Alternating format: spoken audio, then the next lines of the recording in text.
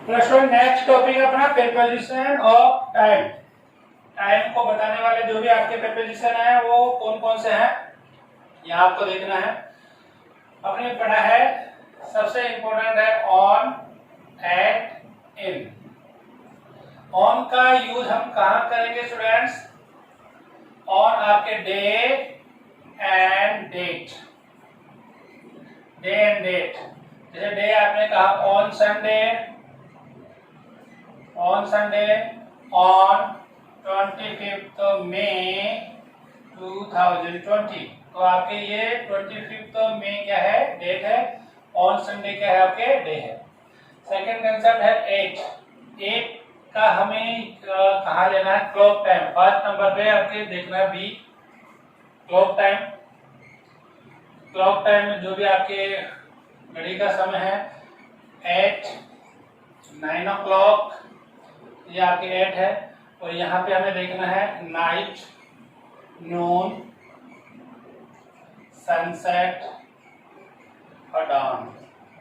ठीक है स्टूडेंट। और इसमें आपके first and last, first and last के पहले भी हमें एट का यूज करते हैं। जैसे आपने देखा होगा एट फर्स्ट, एट लास्ट। ठीक है, तो ये भी टाइम डिनोटिंग है आपके।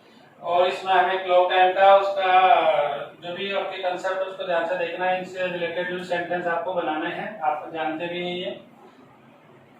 अब यहाँ स्टूडेंट जो आपके थर्ड है इन, इनका यूज हम करते हैं।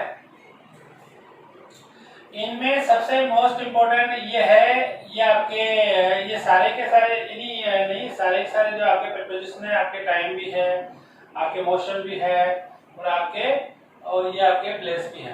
तो इनमें सबसे इम्पोर्टेंट है morning, evening, afternoon, afternoon and year. ठीक है, season, season and month.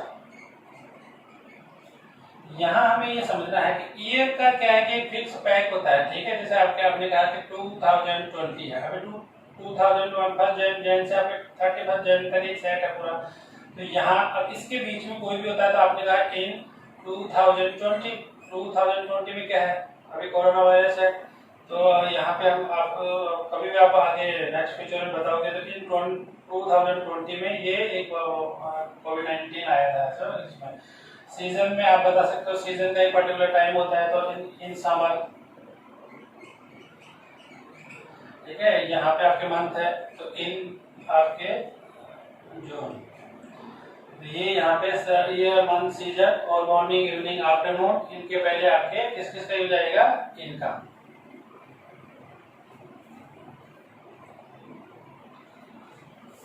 Okay students, next concept हम देखते हैं इन और विद इन। इन और विद इन इसमें क्या है? दोनों में आपको यह समझना है कि ये तो आपके पूरा total completing,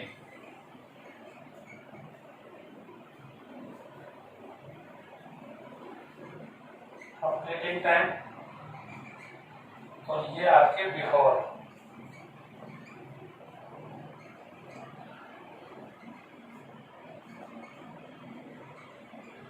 before completing time. अब ऐसे आपको एक एग्जैक्ट कोई भी टास्क दिया जाता है, आपको इस टास्क को 2 डेज में कंप्लीट करना है। अब 2 डेज आपने टोटल जो आपने पीरियड लिया है तो उसमें आपको यानी 1 सेकेंड भी ज्यादा अगर होता है तो उसको उसमें हमें इनका यूज करना है। और उसी टास्क को आपने जैसे 1 डे या 1 डे आपके से थोड़ा सा और आगे 2 डेज के पहले इसको कंप्लीट कर लिया है तो आपको इसमें विद इन का यूज करना है। तो आप ये बोल सकते हो I can do this work with in.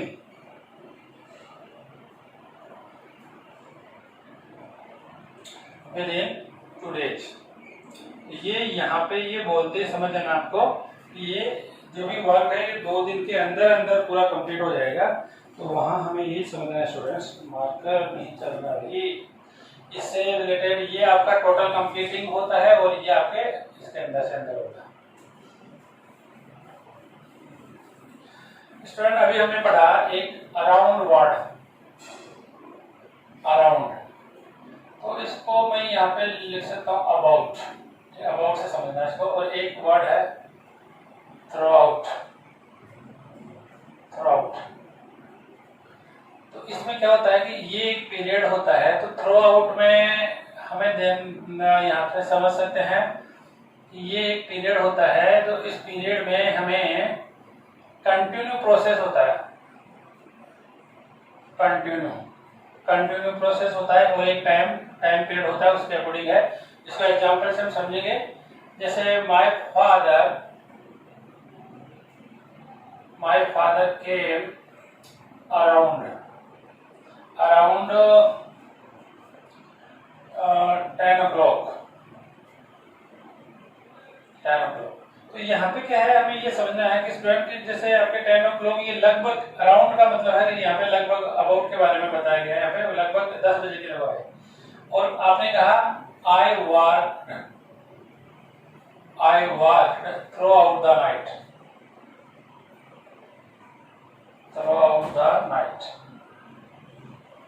तो इसमें क्या होता है, थ्रू आउट में क्या है कि कंटिन्यू प्रोसेस है, कंटिन्यू एक ड्यूरेशन में जो भी आपको एक पूरा टाइम फ्रेम लेके और उसमें कंटिन्यू प्रोसेस करते हैं, तो उसमें आपको थ्रू आउट का यूज करना है स्टूडेंट। ठीक है, ये डिफरेंस है इसमें दोनों में।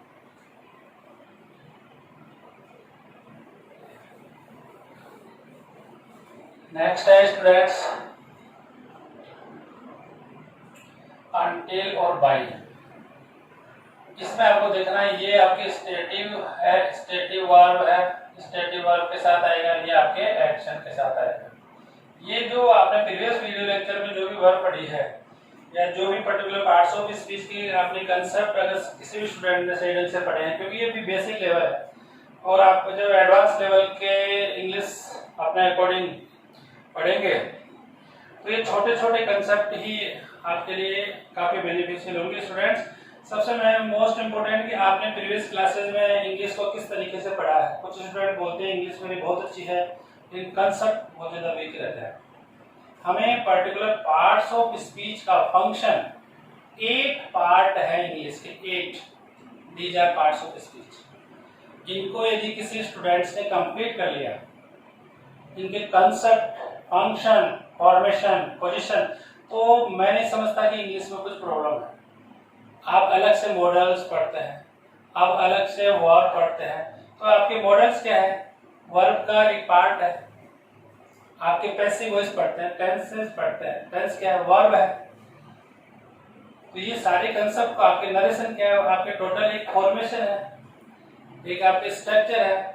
तो जब तक इनका कंसेप्ट हमें ये पता नहीं लगेगा कि आपके मेन जो आपके प्रीपोजिशन है, आपके वर्ब है, एडवर्ब है, एडजेक्टिव है, नाउन है, प्रोनाउन है, आपके कंजंक्शन है, इनका रोल क्या है, इनका फंक्शन क्या है, इसके कंसेप्ट को समझते हुए सक्सेस करना। आप में से कुछ स्टूडेंट ऐसे हैं, मैं उनका नाम भी लेना चाहूंगा। 10th क्लास में जैसे आपके रवीना गोदारा है, और आपके जैसे घोरा है, और आपके चारू है, और आपके अक्षय है, आपके केशव है, प्रियांशु है, और आपके जैसे 9th क्लास में सबसे आज तक इंप्रेसिव जो वर्क किया है 10th क्लास में, वो हिमांगी जांगे। उसका A to Z work, total footprints उसने कल मुझे सबमिट करवाया है। तो ये जिस स्टूडेंट में पैशन होता है ना कुछ नया करने का, तो वो करता ही है, वो किसी का वेट नहीं करता, वो किसी टीचर्स का वेट नहीं करता कब स्कूल ओपन होगा, कब हमें ये कंप्लीट करना है, ऐसा नहीं होता। ये हमें देखना है।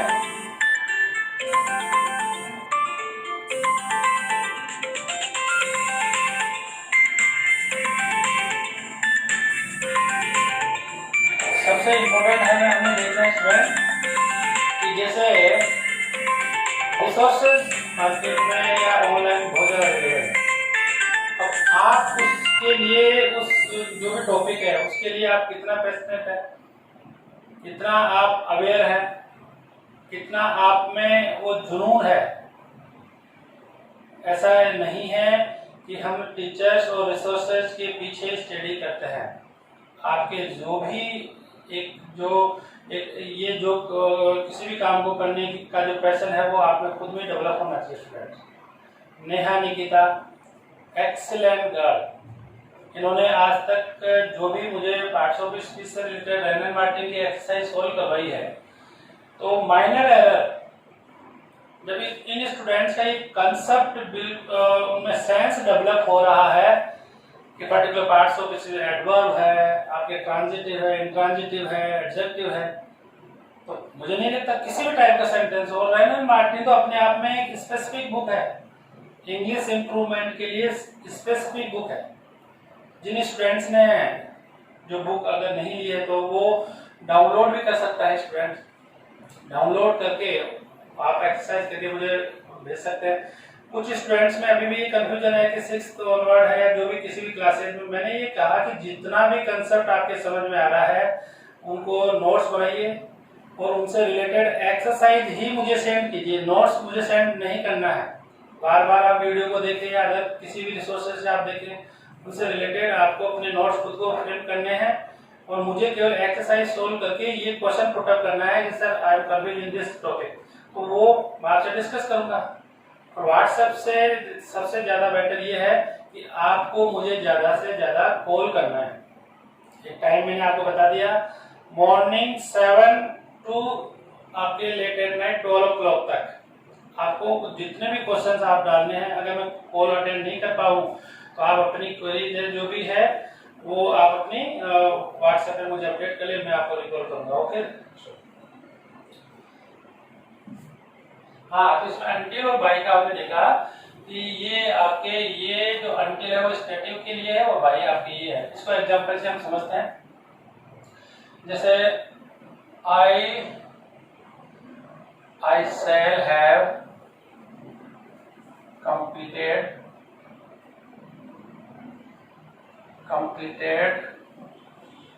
this work by next Monday.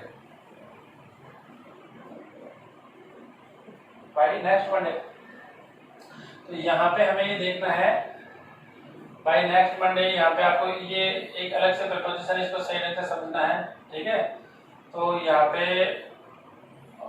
पे आपको by end of the year समझेगा, एंड ऑफ द ईयर, ठीक है। तो यहाँ पे क्या है कि ये कंप्लीट जो है आपके एक्शन वर्ब है, एक्शन है, तो एक्शन में हमने किसका यूज लिया, बाय का। अब जैसे आपने कहा I am with you until 9 o'clock। अब ये am क्या है, यहाँ पे स्टेटिव वर्ब है, स्टेट शो कर रही है ना। तो यहाँ पे हमें until, दोनों का मीन, दोनों का ही एक क्या होता है, तक, दोनों का मीन यानी कि तक। किसी भी काम को हम वहां तक, जैसे इस समय तक, पर्टिकुलर टाइम तक इसको कंप्लीट कर लेते हैं।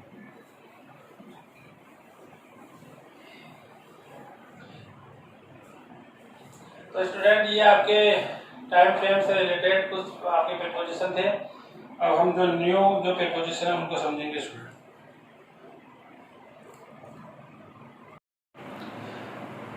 ओके स्टूडेंट, अब हम इसके कुछ जो आपके प्रीपोजिशन ऑफ टाइम है उसके कंसेप्ट देखेंगे। अभी आपने देखा कि प्रीपोजिशन ऑफ टाइम में हम डे के पहले किसका यूज करते हैं, डे में हम ऑन का यूज करते हैं। लेकिन यदि आपके डे एंड डेट दोनों मिक्स उसमें साथ आती है तो उसमें भी हमें उसी का यूज करना है। जैसे मैंने कहा ऑन संडे 25 जून, तो यहाँ पे आपके डे और डेट दोनों आ रहा है तो उसके लिए भी हमें ऑन का यूज करना है। सेकंड क्या है, ऑन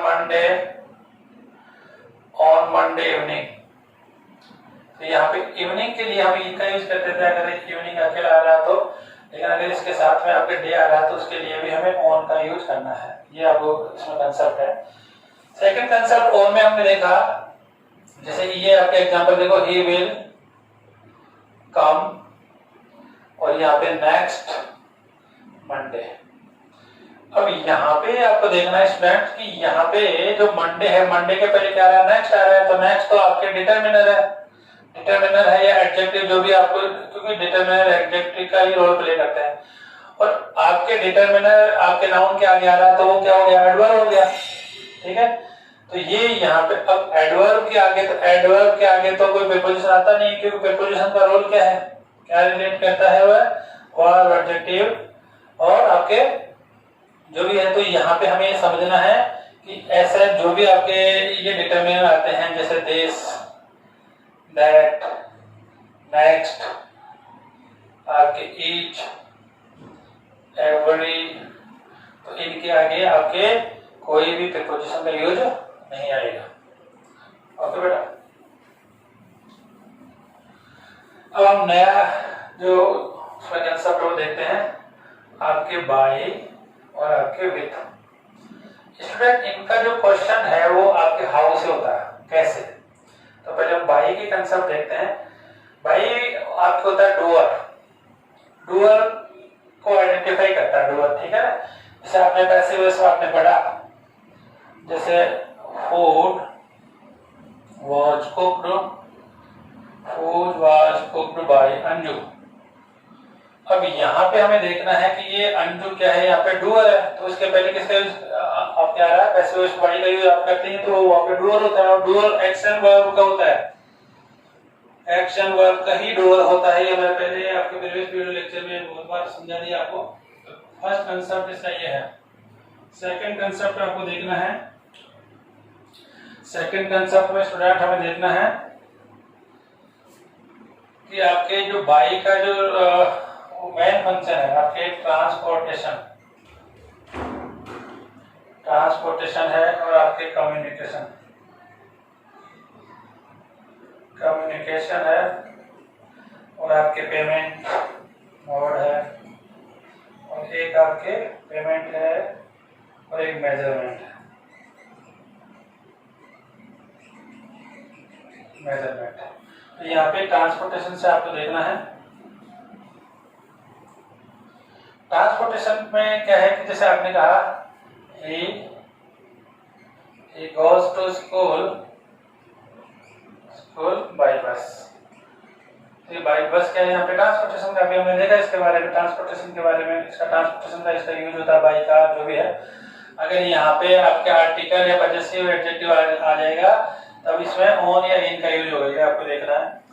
सेकंड आपको कम्युनिकेशन में है, जैसे I will contact you by email, by email या मैसेज जो भी है। अब यहाँ पे आपके मैसेज और ईमेल क्या है, आपके कम्युनिकेशन का मीन है, तो ये यहाँ पे हमें कम्युनिकेशन के लिए भी हमें बाय का यूज होता है। पेमेंट है, जैसे you can pay by cheque और कैश। तो ये यहाँ पे आपके, तो बाय चेक जो आपके बाय है ये पेमेंट का मोड है। मेजरमेंट के लिए है, जैसे ही सेल्स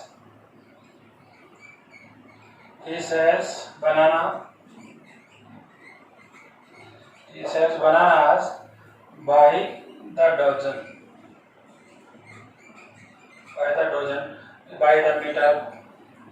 by the meter। जैसे ये आपके जो आपके जो भी है वही यहाँ पे सेल से बनाना कैसे है, डजन के हिसाब से या किलो के हिसाब से भी बोल सकते हैं, तो यहाँ पे किलो के हिसाब से भी आप इसका यूज कर सकते हैं ना।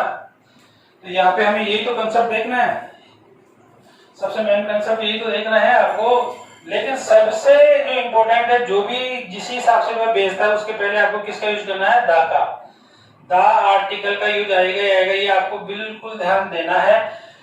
जैसे by the metre, by the kilo, by the dozen, ठीक है, बाय द पॉन्ड, किसी भी आपके उस मेजरमेंट के अकॉर्डिंग वह बेचता है तो हमें दा का यूज करना है। तो बाय के ये आपके यूजेस हैं स्टूडेंट, डूअर ये, ठीक है बेटा। इनके एग्जांपल सॉल्व करना बेटा। सेकंड कंसेप्ट है बेटा अपना विद। विद क्या करता है, यहाँ पे टुगेदरनेस,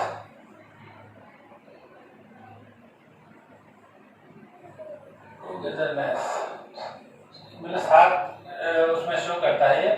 जैसे मान लो कि he is going with her father, with his father.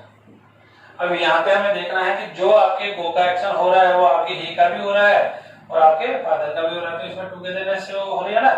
अगर इसी सेंटेंस को ऐसे लिखना चाहूँ, he with his father, he with his father, तो यहाँ पे हमें देखना है कि टू से ये कनेक्ट कर रहा है ना, तो यहाँ पे हमें जो भी आपके हेल्पिंग वर्ब आएगी ये आपकी किसके अकॉर्डिंग आएगी, फर्स्ट सब्जेक्ट के अकॉर्डिंग, फर्स्ट सब्जेक्ट के अकॉर्डिंग, ठीक है बेटा।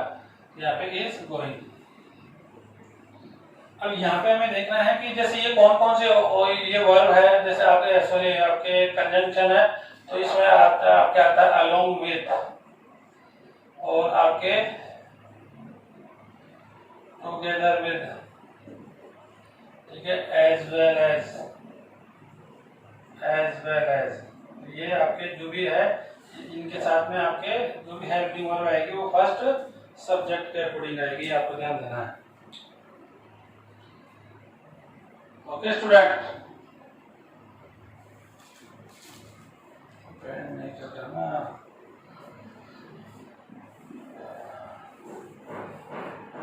सेकंड आपके विद का जो भी कंसेप्ट है, जैसे आपके पर्सन टू पर्सन किसी के साथ में एग्री होता है, तो कुछ वर्ब ऐसी होती है जो हमेशा विद प्रीपोजिशन को फॉलो करती है। वो कौन कौन से आपके, एग्री, एंग्री, आपके प्लीज, प्लीज है, सेटिस्फाई है, अनॉय है, अनॉयड, तो ये बहुत सारी ऐसी वर्ब होती है जो आपके आगे यदि पर्सन लगा हुआ है ना तो उसके साथ में किसका यूज आएगा, विद का, विद। और यदि आपके कोई मैटर है, आपके कोई मैटर है तो यहाँ पे आपको यूज करना है या तो फॉर आएगा या ओवर आएगा, ठीक है। तो ये इसमें जैसे आपने इसमें ये कह सकते हो, I don't agree, I don't agree with you, तो यहाँ पे यू क्या है, पर्सन है, पर्सन टू पर्सन हो रहा है तो विद आ रहा है, तो फिर आपने सेकंड कंसेप्ट का आई डोंट एग्री और दिस मैटर, ठीक है, about this matter.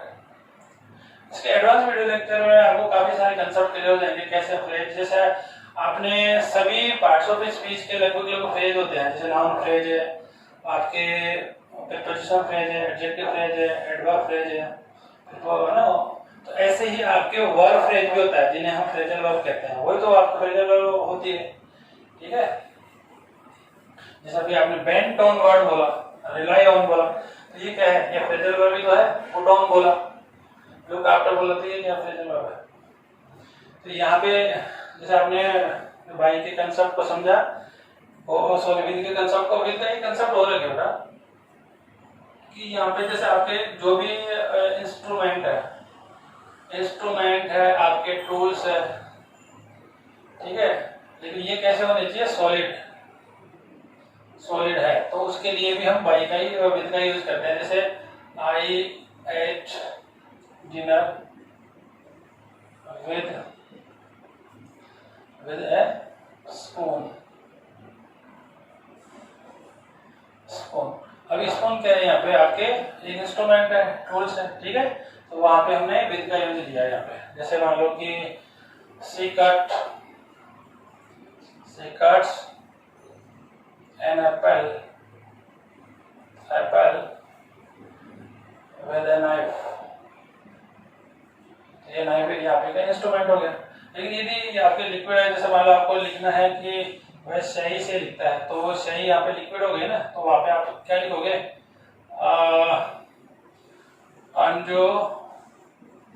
Anju rights in ink, ये ध्यान देना आपको, ठीक। इंक क्या है, यहाँ पे लिक्विड है, तो लिक्विड के लिए इंक का यूज है ना, तो ये हमको ध्यान देना। तो हमने इससे रिलेटेड जो भी कंसेप्ट है वो उनको समझा बेटा। तो इनको आपको एग्जांपल्स में सॉल्व करना है बाय विथ जो भी है। अब आपके कुछ कंसेप्ट है उनको आपको समझना है, जैसे फ्रॉम। फ्रॉम का यूज क्या होता है, ये आपके एक बिगनिंग शो करता है, बिगनिंग बिगनिंग। और मैं यहाँ पे टू को भी लिखता हूँ, beginning to ending, beginning to ending. Beginning to ending है, जैसे मान लो कोई भी आप कहाँ से स्टार्ट होकर कहाँ जा रहे हैं, तो जहाँ पे आपके रेसिपिएंट है, रिसीवर है, तो वहां उसके पहले तो आपको किसका यूज करना है, टू का। और जहाँ पे आप स्टार्टिंग पॉइंट है वहां पे आपको किसका यूज करना है। तो जैसे आपने कहा फ्रॉम 9 AM टू 12 AM, ये लिख दिया आपने। तो ये 12 AM ये क्या है, ये आपके रिसीवर है, ठीक है। और ये लास्ट पॉइंट है, ये एंडिंग पॉइंट हो गया ना। और आपके स्टार्टिंग पॉइंट क्या है, आपके 9 AM है, तो यहाँ पे आपने फ्रॉम का यूज ले लिया, ठीक है। तो जैसे मान लो I go to school, I go to school from my house.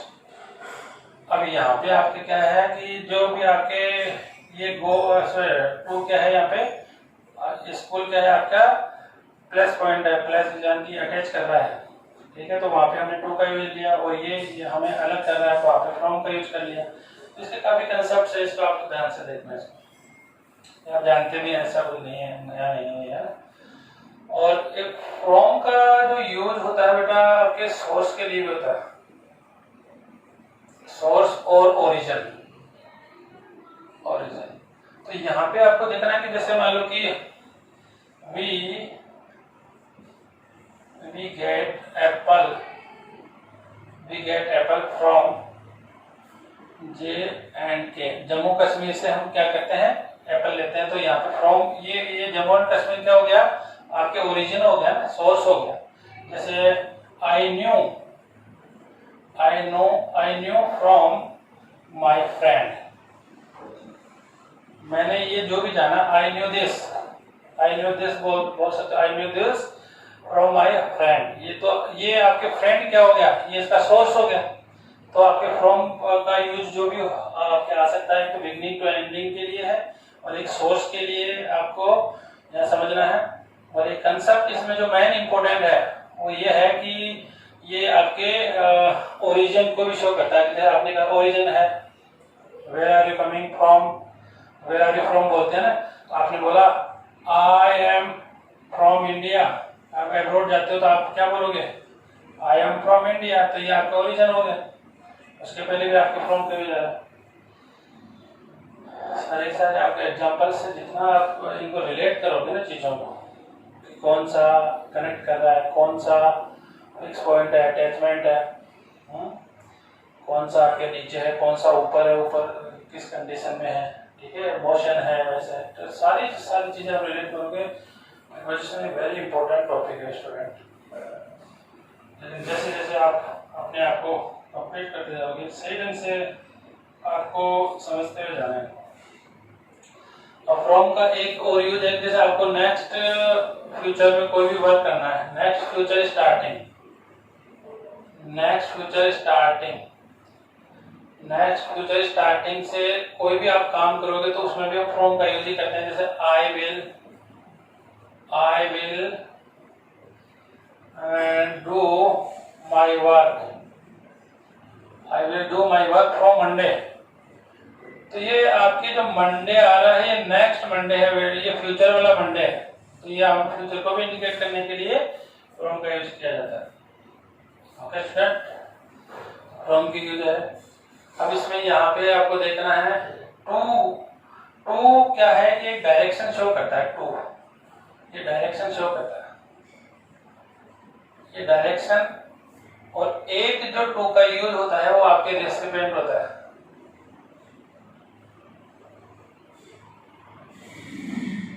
Recipient है ना, रेसिपिएंट के लिए होता है, यानी कि आप जो भी आपका मैसेज है कन्वे किसके पास में हो रहा है, आपका एक्शन किसके पास पहुंच रहा है, वो आपके जो उसको उसमें देता है, उसको हम टू का यूज करते हैं। तो डायरेक्शन के लिए अभी आपने देखा कि गो टू, तो आपने एक एक डायरेक्शन शो हो रहा है, आपने जैसे एक एंडिंग पॉइंट शो करने के लिए आपने इसका टू का यूज लिया है। जैसे आपने कहा डायरेक्शन के लिए कि I am going to Jaipur, तो ये आपके एक कहीं ना कहीं डायरेक्शन शो हो रहा है ना, इसमें अटैचमेंट हो रहा है। अब एक एग्जांपल स्टूडेंट जो आपको बार बार मैंने आपको पहले बताया कि जब हमारे किसी भी सेंटेंस में टू सब्जेक्ट्स आते हैं, टू ऑब्जेक्ट आते हैं, जैसे mister Sharma taught us grammar, ये अब यहाँ पे क्या है कि ये तो आपके आ गया डायरेक्ट इनडायरेक्ट ऑब्जेक्ट आ गया और ये आपके डायरेक्ट ऑब्जेक्ट आ गया। ये तो ऐसा कैसा लिखा हुआ है तो कोई दिक्कत नहीं, लेकिन आप डायरेक्ट ही अगर ये जो भी आपके डायरेक्ट ऑब्जेक्ट है वो वर्ब के बाद में लेते हैं तो जो रिसीवर होता है, रेसिपिएंट होता है ना, उसके पहले हमें टू लगाना होता है। तो मिस्टर शर्मा टॉट ड्रामा लिखा ना आपने, ऐसे भी तो लिख सकते हो ड्रामा टू अस, तो ये यहाँ पे क्या हो गया, रेसिपिएंट हो गया। तो ये भी आपको कंसेप्ट पूरा का जो भी कंसेप्ट है वो आपको देखना है, ठीक है। जैसे आपने इसका एक एग्जांपल और ले लिया, this is my answer, this is my answer to your questions, to your question, यानी कि ये आपके इसका जो भी है वो मेरा आपके क्वेश्चन का मेरा ये आंसर है। तो यहाँ पे आपके ये डायरेक्ट क्या हो गया, ये योर क्वेश्चन क्या था, कहीं ना कहीं इसका एक एंडिंग पॉइंट था। एक क्वेश्चन का एंडिंग पॉइंट तो एक जो भी हम जानते हैं उसका वो आपके आंसर ही होता है। तो ये इसके साथ इसको अटैच करना। ये जितने भी सेंटेंस आप जितने फ्रेम करोगे ना और वहां पे आप प्रीपोजिशन को देखोगे कि ये इसका यूज क्यों हुआ, तो तभी आपके कंसेप्ट क्लियर हो गए। अब इसमें क्या है कि बहुत सारे प्रीपोजिशन जो मैं आपको वैसे ही बोल देता हूँ, जैसे आपके अगेंस्ट है। अब अगेंस्ट का यूज कैसे होता है, अगेंस्ट का आपके एक तो विरुद्ध होता है और एक आपके ये सारे के लिए भी होता है। अगेंस्ट का यूज है ड्यूरिंग के दौरान, यानी कि ये आपके ड्यूरिंग और व्हाइल में डिफरेंस आपको मैं बाद में बताऊंगा। ड्यूरिंग क्या होता है कि एक पर्टिकुलर आपने एक फ्रेम किया है कि ड्यूरिंग मैच, तो मैच क्या है, एक फ्रेम है, कोई भी एक एक्टिविटी का एक फ्रेम है और उस दौरान कुछ भी होता है।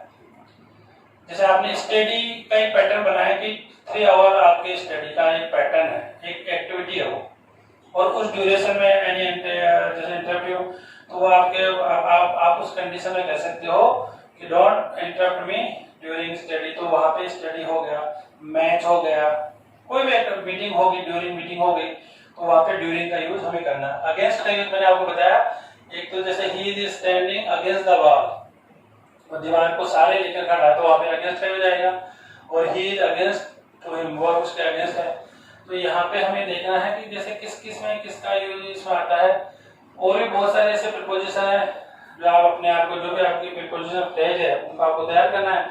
और रेने मार्टिन की जो बुक है, इसकी एक्सरसाइज सभी पार्ट्स ऑफ स्पीच की एक्सरसाइज से सबसे ज्यादा है, तो आप इनको 1 by 1 कंप्लीट कीजिए। और मुझे सभी स्टूडेंट 9 to 10 क्लास के सभी स्टूडेंट रेन एंड मार्टिन की बुक आपके पास होनी चाहिए, नहीं है तो उनको डाउनलोड करके इसकी एक्सरसाइज मुझे आपको सेंड करनी है। और जो भी आपकी क्वेरीज है वो मुझसे आपको पूछना है। जो भी स्टूडेंट्स अगर इसको नेग्लेक्ट करता जा रहा है, उसकी रेस्पॉन्सिबिलिटी उसकी खुद की, उनके पेरेंट्स की है। Okay, thank you student.